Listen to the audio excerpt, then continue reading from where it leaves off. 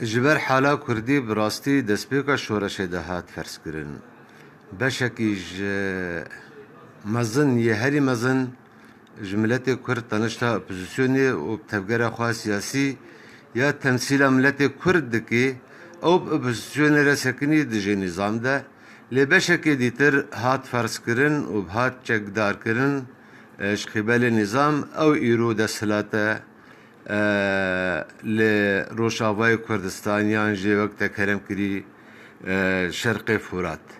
Mixabin dawiyê de beşek ji etrafên siyasî Hereka Kurdî ji encûmenê xwevekişandin niha nîvadar girtine. Gerek ew îadeta nezer yan nêrînê xwe biguhorin bikevin sefa encûmenê de yan muraca'a hesabatê xwe bikin. Ji ber bi rastî hatiye xuyakirin û min carek dî jî çend car li ser televîzyona hewa da xuyakirin.